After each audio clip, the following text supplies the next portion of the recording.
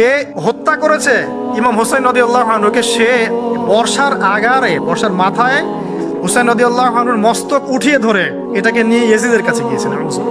এই ঘটনাটা হৃদয় বিদারক। এটা হচ্ছে এই 10ই মুহররমের একটা হৃদয় বিদারক ঘটনা। খেলাফতের দায়িত্বে আসেন আলী রাদিয়াল্লাহু আনহু। কে আসেন? আলী রাদিয়াল্লাহু আনহু। আলী রাদিয়াল্লাহু আনহু দায়িত্ব নেন এই মক্কা মদিনা এই জায়গাটুকুর উপরে। তার হাতে সাহাবায়ে কেরাম বায়াত করেন। কিন্তু ওই দিক বলতে বোঝাচ্ছে সিরিয়া, শামের দিকে, সেদিকের গভর্নর ছিলেন মুয়াবিয়া রাদিয়াল্লাহু আনহু। কি নাম? মুয়াবিয়া রাদিয়াল্লাহু আনহু। তিনিও কিন্তু একজন বড় মাপের সাহাবী। ঠিক আছে? তো মুয়াবিয়া রাদিয়াল্লাহু আনহু সেখানে নিজে সেখানকার খেলাফতের দাবি করেন। আলী রাদিয়াল্লাহু আনহুর হাতে বায়াত তিনি করেননি। আলী রাদিয়াল্লাহু আনহুকে বারবার একটা বিষয়ের চাপ দেওয়া হচ্ছিল যে উসমান রাদিয়াল্লাহু আনহু শাহাদাতের আগে বিচার করতে হবে, হত্যাকারীর বিচার করতে হবে। তো এখানে একটা দ্বন্দ্ব, মানে একটা পলিটিক্যাল দ্বন্দ্ব সৃষ্টি হলো। ওইদিকে মুয়াবিয়া রাদিয়াল্লাহু আনহু তিনি খেলাফতের দাবিদার হয়ে উঠলেন, এদিকে সাহাবায়ে কেরাম সহ অনেকেই আলী রাদিয়াল্লাহু আনহুর কাছে বায়াত করলেন। তো এর ফলশ্রুতিতে দেখা যায় আলী রাদিয়াল্লাহু আনহু তার রাজধানীটাকে কুফায় নিয়ে যান, ইরাকের কুফায়। তো ইহুদিদের ইন্ধনের ফলে এক পর্যায়ে দেখা যায় যে আলী রাদিয়াল্লাহু আনহুর এক পক্ষ এবং একদিকে মুয়াবিয়া রাদিয়াল্লাহু আনহুর এক পক্ষ, তারা একটা মানে অনাকাঙ্ক্ষিত যুদ্ধের দিকে চলে যান। ঠিক আছে? এই যুদ্ধটাকে বলা হয় সিফফিনের যুদ্ধ। কিসের যুদ্ধ? সিফফিনের যুদ্ধ। এটা সংঘটিত হয়েছে 37 হিজরিতে। কত হিজরি? 37। এর আগের বছর আবার উটের যুদ্ধ হয়েছে, জঙ্গে জামাল। তারপরের বছর এই সিফফিনের যুদ্ধ। সিফফিনের যুদ্ধে আলী রাদিয়াল্লাহু আনহু বিজয় লাভ করেই ফেলেছিলেন। এই সময় মুয়াবিয়া রাদিয়াল্লাহু আনহুর দলের মধ্যে আমর ইবনে আস রাদিয়াল্লাহু আনহু তিনি বলছেন যে কোরআন ফয়সালা করবে। কোরআন ফয়সালা করবে এটাকে কেন্দ্র করে একটা তৃতীয় পক্ষ নির্ধারণ করা হয়, যেটাকে আমরা সালেস বলি। মুয়াবিয়া রাদিয়াল্লাহু আনহুর পক্ষে একজন, তার নাম আমর ইবনে আস রাদিয়াল্লাহু আনহু, এবং আলী রাদিয়াল্লাহু আনহুর পক্ষে একজন, তার নাম হচ্ছে আবু মুসা আশআরী রাদিয়াল্লাহু আনহু। তারা গিয়ে একটা তৃতীয় পক্ষ করে মীমাংসা করতে চাচ্ছেন যে আমরা কেউ যুদ্ধ চাই না, আমরা ভাই ভাই, আমরা সবাই মুসলিম উম্মার ঐক্যের খাতিরে এখানে একটা সলিউশনে আসবো। তো সলিউশনে একটা আশা হচ্ছিল যে ঠিক আছে, উভয়েই পদত্যাগ করবে, নতুন খলিফা নেওয়া হবে। ঠিক আছে? তো এরকম একটা কথা চলছিল। কিন্তু মুয়াবিয়া রাদিয়াল্লাহু আনহু তিনি তার যে মানে দাবি, এটা ছাড়তে চাচ্ছেন না।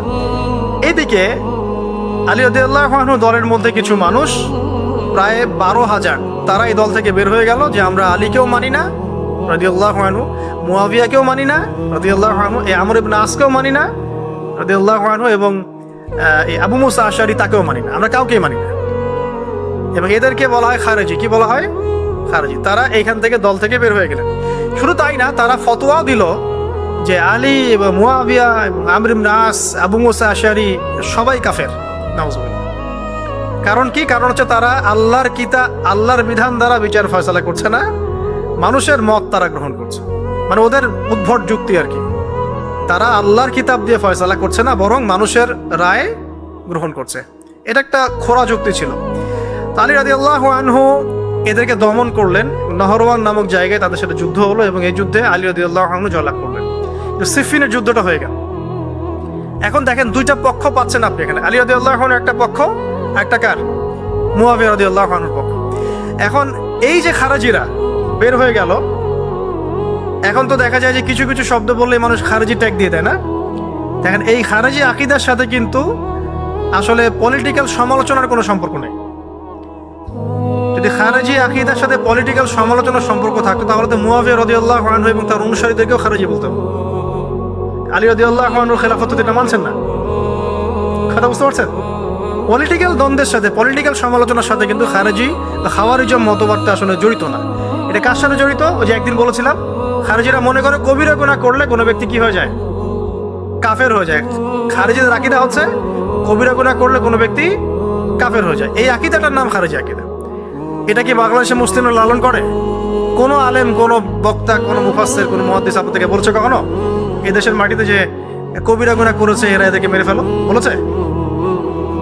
কিন্তু আপনি কিছু হক কথা বললে আপনাকে ট্যাগটা খেতে হয়। আসলে এই যারা এই ধরনের মানে বলেছে একদিন খারেজি ম্যানুফ্যাকচার কোম্পানির সাথে সদস্য, এরা ভাঙাচোরা ইস্যু পেলেই কাউকে খারেজি ট্যাগ দিয়ে দেয়। আসলে মূল বিষয় এরা নিজেরাই খারিজ হয়ে যাচ্ছে দিন দিন, অন্যকে খারিজ করতে করতে নিজেরাই খারিজ হয়ে যাচ্ছে। এখানে দেখেন মুআবিয়া রাদিয়াল্লাহু আনহু এক পক্ষে, আলী রাদিয়াল্লাহু আনহু আরেক পক্ষে, ব্যাটেল যুদ্ধ হয়ে গেল, সিফিনের যুদ্ধ হয়ে গেল, 3 দিন যুদ্ধ হয়েছে। ওই যুদ্ধে কি মানুষ মারা যায় নাই? মারা যায় নাই? মারা গেছে। তো আলী রাদিয়াল্লাহু আনহু তো বলেননি যে ওরা খারাজি। কারা খারাজি তাহলে? যারা এই যে 12,000 সৈন্যের মধ্য থেকে বের হয়ে গেল এবং সবাইকে কাফের ফতোয়া দিল যে আলীও কাফের, মুআবিয়া কাফের, আমর ইবনে আসও কাফের, নাউজুবিল্লাহ, আর এই যে আবু মুসা আশআরী তারা কাফের। বোঝেন, এরপর তারা যখন বের হয়ে গেল, আলী রাদিয়াল্লাহু আনহু তাদেরকে হত্যা করলেন, তাদের সাথে যুদ্ধ করলেন। কিন্তু এদের কিছু কিছু মানুষ বেঁচে ছিল। এরা একটা প্ল্যান করলো। কি প্ল্যান করলো? যে আমরা চোরাগুপ্তা হামলা চালিয়ে এই 4 জনের সবাইকে হত্যা করে ফেলবো। কথা বুঝতে পারছেন? 4 জন একই দিনে প্ল্যান করলো। রমজান মাসের 17 তারিখ। কত তারিখ? রমজান মাসের 17 তারিখ। ওইটা সম্ভবত 40 হিজরি। কত হিজরি? সিফিনের যুদ্ধ হচ্ছে 37 হিজরিতে, এটা হচ্ছে কত হিজরি? 40, 3 বছর পর এরা প্ল্যান করলো।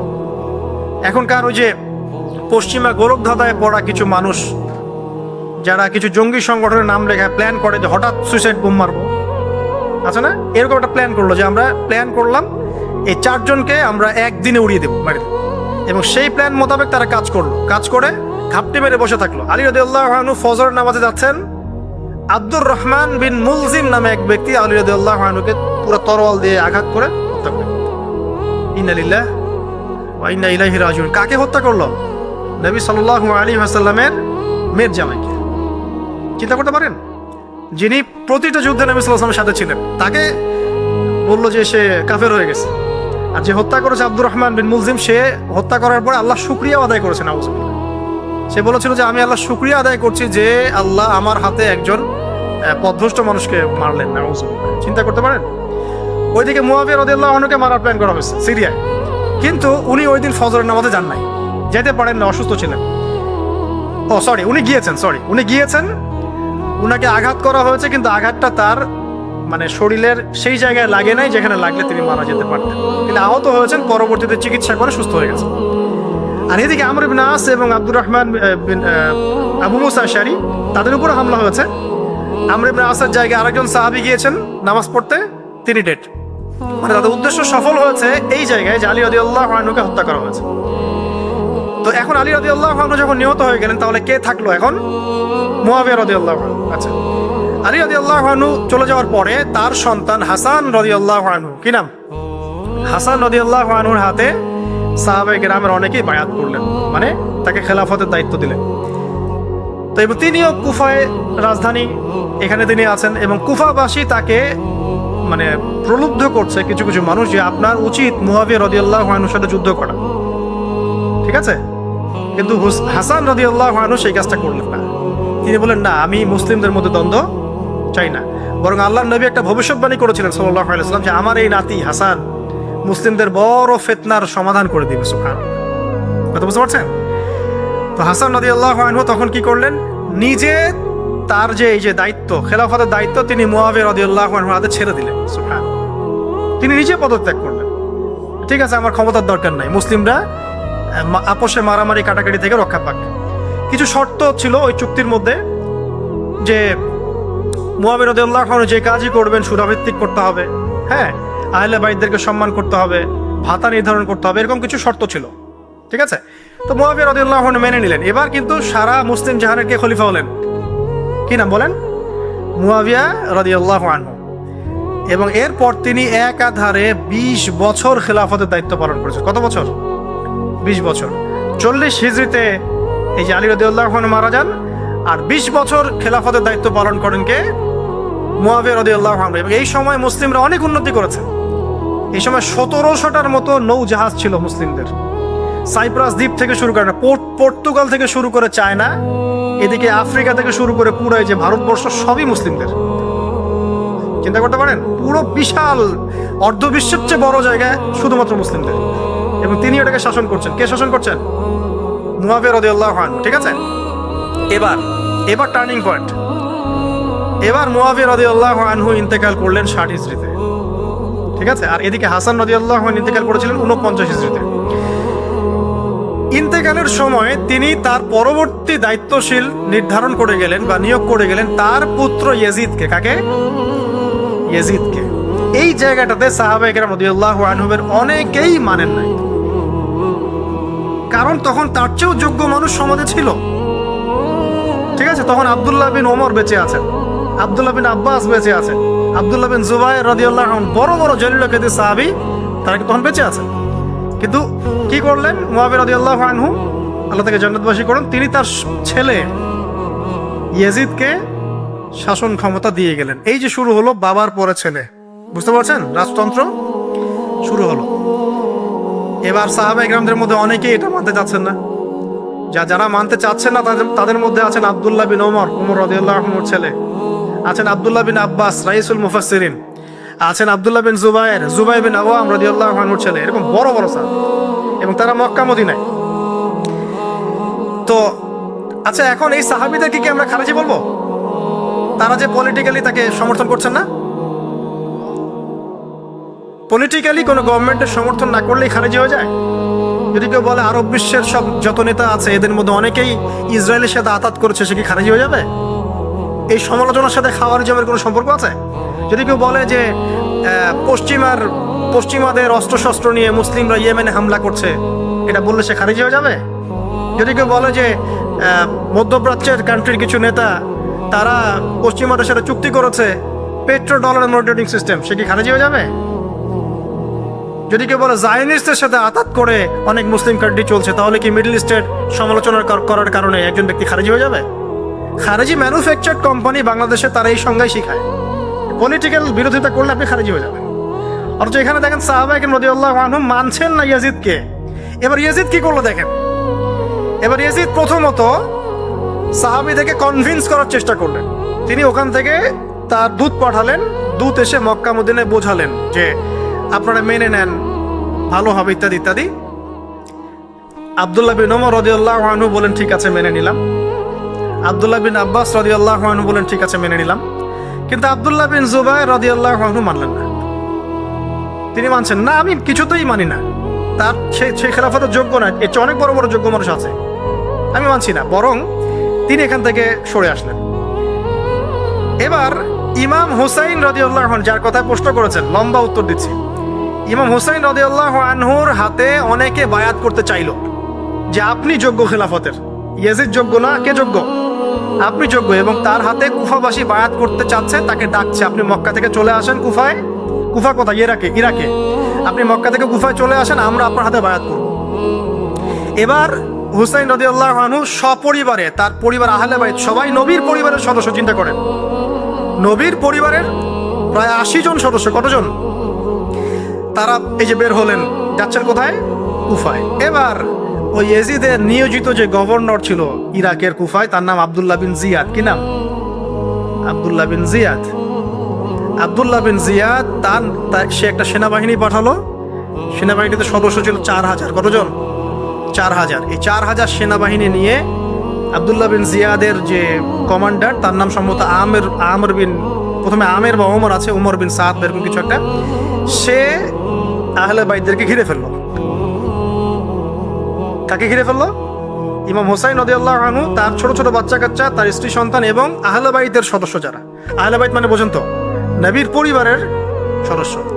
এবার হুসাইন রাদিয়াল্লাহু আনহু যুদ্ধ চাচ্ছেন না, তিনি যুদ্ধ চাচ্ছেন না। তিনি বলছেন যে আমাকে 3টার যে কোনো একটা পথ বেছে নিতে দাও, আমি তোমাদের সাথে যুদ্ধ করতে চাই না। 1 নাম্বার, আমাকে সরাসরি ইয়াজিদের সাথে সাক্ষাৎ করতে দাও, আমি ওর সাথে কথা বলে সলভ করবো, প্রবলেম কি। 2 নাম্বার, আমাকে পথ ছেড়ে দাও, আমি চলে যাই কোনো সীমান্তবর্তী এলাকায়, সেখানে কাফেরদের সাথে যুদ্ধ করবো, জিহাদ করবো, সেখানে মারা যাবো, শহীদ হবো। অথবা আমাকে নিরাপদে আমাকে মদিনায় ফেরত পাঠাও। তার 3টা যুক্তি কি যৌক্তিক ছিল না? তিনি কে? নবী সাল্লাল্লাহু আলাইহি ওয়াসাল্লামের নাতি, যাকে কোলে নিয়ে নবী সাল্লাল্লাহু আলাইহি ওয়াসাল্লাম অনেক সময় খুতবা দিয়েছেন, নামাজ পড়েছেন, চুমু খেয়েছেন। ফাতিমা রাদিয়াল্লাহু আনহার নয়নমণি, চিন্তা করতে পারেন, এবং যিনি জান্নাতের যুবকদের সর্দার হবেন। কিন্তু এই যে আব্দুল্লাহ বিন জিয়াদের যে সেনাবাহিনী, হুসাইন রাদিয়াল্লাহু আনহুর আর্তনাদ শুনল না। 4000 সৈন্য মিলে 80 জনকে কেটে টুকরা টুকরা করে ফেলেছে। একজন শুধু বেঁচে ছিল, তার নাম জয়নুল আবেদিন। কি নাম? জয়নুল আবেদিন। তিনি একজন বেঁচে ছিলেন, বাকি সবাইকে হত্যা করা হয়েছে। 79 জন আহলে বাইতের সদস্যকে হত্যা করা হয়েছে। খারেজি ম্যানুফ্যাকচার কোম্পানি কিন্তু এদেরকে খারেজি বলছে না, যারা হুসেন রাদিয়াল্লাহু আনহুকে হত্যা করেছে। আপনি মিডল ইস্টের সমালোচনা করলে খারিজি হয়ে যাবে, ওদের শেকড়টা চিনেন এখন। অথচ ওরাই কিন্তু ব্রিটেনের সাথে হাত মিলিয়ে তুর্কিদের বিরুদ্ধে বিদ্রোহ করে ক্ষমতা দখল করেছে, জানেন? 1916 সালে 1916 এরাই ব্রিটেনের সাথে হাত মিলিয়ে তুর্কিদের, অটোম্যানদের বিরুদ্ধে বিদ্রোহ করে, সশস্ত্র বিদ্রোহ করে ক্ষমতা দখল করেছে। ওরা খারাজি হয়ে যায়নি। পড়লে জানবেন সত্য কি জিনিস। এবার আসেন মূল পয়েন্টে আসি। এবার যে হত্যা করেছে ইমাম হোসেন রাদিয়াল্লাহু আনহুকে, সে বর্ষার আগা পর্যন্ত, বর্ষার মাথায় হুসেন রাদিয়াল্লাহু আনহুর মস্তক উঠিয়ে ধরে এটাকে নিয়ে ইয়েজিদের কাছে গিয়েছেন। চিন্তা করতে পারেন, ইয়েজিদ যদিও বা এটার আদেশ কিন্তু করে নাই, সে ওই মস্তক থেকে আটকে উঠেছিল।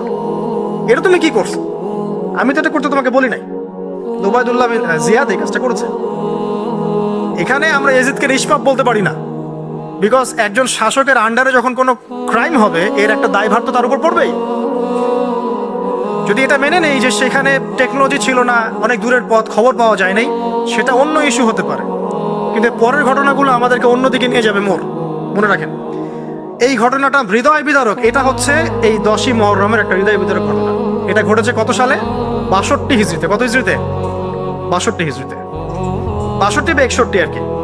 তো দেখেন, নবী সাল্লাল্লাহু আলাইহি ওয়াসাল্লামের ইন্তেকালের 50 বছর পরে এই কারবালার ঘটনা, এই ঘটনাটা কাকতালীয়ভাবে 10ই মুহররমে ঘটে গেছে। আমরা মনে করি যে এটার স্মরণে আমরা আজকের সওম রাখি, আসলে এটার স্মরণে নয়, ওই নাজাতে মূসার স্মরণে রাখতে হবে। ঠিক আছে, এবার শেষ করি আমি। এই ঘটনার পরিপ্রেক্ষিতে ইয়েজিদের বিরুদ্ধে মক্কা মদিনার প্রায় সব মানুষ প্রচন্ড ক্ষেপে গেল। স্বাভাবিক, আহলে বাইতের সদস্যদেরকে আপনার আন্ডারে হত্যা করা হতে পারে, এটা কি ধরনের কথা? এবার আর সাহাবায়ে কেরাম কিছুতেই তার শাসনটা মানছেন না। স্বাভাবিক না? স্বাভাবিক।